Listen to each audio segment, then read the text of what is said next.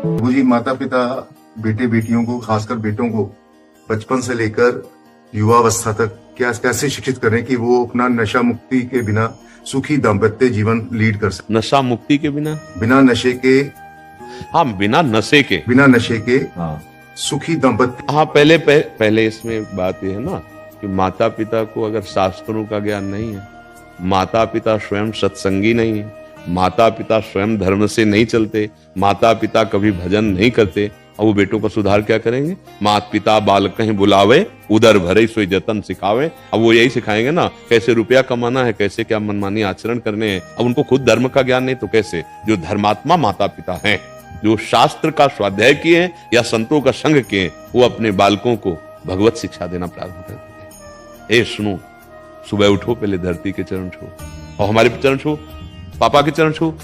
बच्चे को शिक्षा दी जाती है, और इसके बाद थोड़ी देर नाम जा, स्नान करके आ, नाम जप कर, संयम से रहने की शिक्षा, भगवत आचरण शिक्षा जो हमारे अंदर है वही हम सिखा सकते हैं ना। फिर वही बच्चे आगे जाकर के धर्मात्मा बनते हैं, वही भक्त बनते हैं, वही राष्ट्र भक्त बनते हैं। लेकिन आजकल हम बच्चों को कम दोष देते हैं, माता पिता को ज्यादा दोष देते हैं, क्योंकि आपकी सावधानियां खुद खत्म हो चुकी है। आपको खुद पता नहीं है कि हमारी जीवन शैली कैसी होनी चाहिए। उसका प्रभाव बच्चों पर पड़ रहा है। आप थप्पड़ पे थप्पड़ अपनी पत्नी को मार रहे हैं, वो आपको कटुवचन कह रही, छोटा बच्चा खड़े खड़े रो रहा है। वो जानते हो क्या करेगी? जब आप बूढ़े होंगे ना, तो वही लीला आपके साथ होगी, वही बर्ताव आपके साथ होगा। आजकल बहुत बड़ा विचित्र स्वरूप बनता चला जा रहा है कि बच्चे जवान माता पिता से पोषित होकर धन संपत्ति का अपहरण करके उनको निकाल देते हैं। बहुत श्रद्धा करी तो वृद्धाश्रम या अनाथालय में समर्पित कर देते हैं। कहीं न कहीं माता पिता की शिक्षा का ही उसको फल मिल रहा है। माता पिता ने उनको सही शिक्षा नहीं दी। पूरा हम बच्चों पर ही दोष नहीं मढ़ते हैं, जैसे हमारे आचरण होते हैं उसका प्रभाव हमारे बच्चों पर पड़ता है, पक्का कहते हैं। हम कई बार एकांतिक में भी कह चुके हैं। एक बहुत बड़ी नौटंकी सुल्ताना डाकू की देखी थी बचपन में। जब उसे अधिकारियों ने पकड़ा और फांसी की सजा दी गई तो उससे पूछा गया तुम्हारी अंतिम इच्छा क्या है? तो उसने कहा मेरी मां से मिला दो।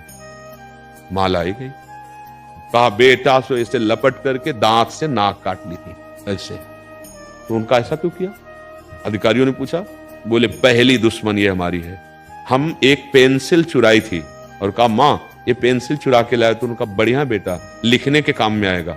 बस उस वचन ने मुझे सुल्ताना डाकू बना दिया और आज मैं फांसी पे चढ़ रहा हूं, इसलिए इसकी नाक काटी। अगर उस समय एक थप्पड़ मार देती तो जीवन भर के लिए मेरी गलती का ये संस्कार न पड़ता। तो बहुत कुछ, सबसे पहले माता पिता गुरु होते हैं, वही हमें शिक्षा देते हैं। पर माता पिता ही व्यसन युक्त हैं तो बच्चे को व्यसन मुक्त कैसे कर सकते हैं? माता पिता ही व्यभिचार युक्त हैं तो बच्चे को कैसे कर सकते हैं? माता पिता ही भ्रष्ट बुद्धि के हो रहे हैं तो बच्चों को संस्कार कैसे दे सकते हैं? गर्भस्थ शिशु से संस्कार प्रारंभ हो जाता है। जिस दिन पता चले कि गर्भ में बच्चा आ गया है, उस दिन से ब्रह्मचर्य का पालन दोनों को करना चाहिए, माता और पिता। क्या ऐसा है? बच्चा प्रकट हो गया है, अब हम उसके संस्कार जैसे डालेंगे वैसे बन जाएंगे। हमारे यदि गंदे आचरण तो अपने आप उसमें संस्कार जा रहे हैं। समझो जब वो जवान होगा और अपना वर्ताव प्रकट करेगा तब रोते घूमोगे कि हमारा बेटा है। नहीं नहीं, उसके जनक आप हैं, जनक माने पिता, उन संस्कारों के भी जनक आप हैं। तो हमें लगता है कि बेटों से ज्यादा शिक्षा की जरूरत माता पिता को है। अगर वो सही आचरण करें तो अपने बेटों को सही आचरण सिखा सकते हैं। जब उनमें सही आचरण नहीं होगा तो कैसे सिखा पाएंगे? अब हमें बताइए क्यों? अच्छा, इसके बाद अपनी बेटी आवे तो सास कैसा बर्ताव करेगी, विचार करके देखो। और बहू के साथ कैसा बर्ताव करेगी? ठीक है, बहू से पूछो तुम अपनी मां के साथ कैसा बर्ताव करोगे, सास के साथ कैसा कर रहे हो?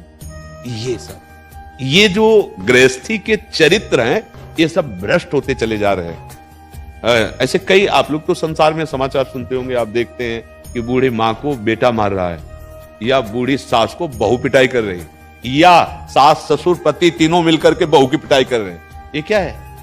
ये राक्षसी बुद्धि कैसे आ गई? बोले भगवान का आश्रय नहीं, सत्संग सुना नहीं, शास्त्र स्वाध्याय नहीं, तो बुद्धि भ्रष्ट तो हो ही जाएगी।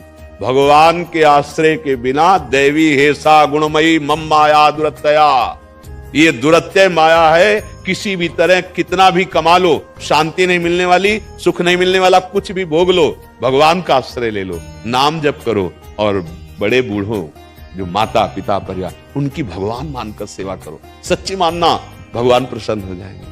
अपनी माँ में भगवान देखो, अपने पिता में भगवान देखो, बुजुर्गों में, बीमार में, पशु पक्षियों में, ऐसे अगर ऐसी दया की भावना आ गई, भगवान प्रसन्न हो जाएंगे। अगर हम किसी को भी समझाना चाहते तो पहले हमें समझना होगा।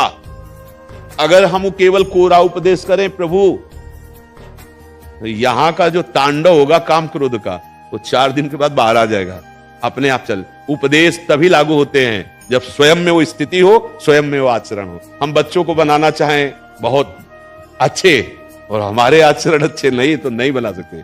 एक बार किसी संत के पास एक माई अपने बालक को लाई। मैंने बहुत बार समझाया, बाबा ये गुड़ नहीं छोड़ता, गुड़ खाएगा तो इसके दांत में कीड़े पड़ जाएंगे, बाबा आप कह दो तो मान जाएगा। बाबा ने कहा 1 सप्ताह बाद आना। 1 सप्ताह बाद आए, उसको कहा बेटा तुम गुड़ मत खाया करो, गुड़ खाओगे पेट में कीड़ा हो जाएंगे, दांत में कीड़ा हो जाएंगे, ठीक है नहीं खाना। उन्होंने कहा जी बाबा। बोले बाबा 1 हफ्ता के बाद क्यों कहा, आप उसी दिन क्यों नहीं सब? बोले मैं गुड़ खाता था इसलिए। 1 हफ्ता हुए मैंने गुड़ छोड़ दिया तब उसको उपदेश। तो हम अगर किसी को सुधारना चाहते हैं तो हमें पहले सुधरना होगा। नहीं, आप लड़खड़ाते हुए शराब पीकर घर में घुसो और बेटा को सोचो कि वो व्यसन मुक्त हो, कदापि नहीं हो सकता। आप मनमानी दृश्य देखो, आप मनमानी आचरण करो और बेटे को चाहो कि साधुता, कदापि नहीं हो सकता। आपके आचरण का प्रभाव पड़ता है। समझ पा रहे हैं?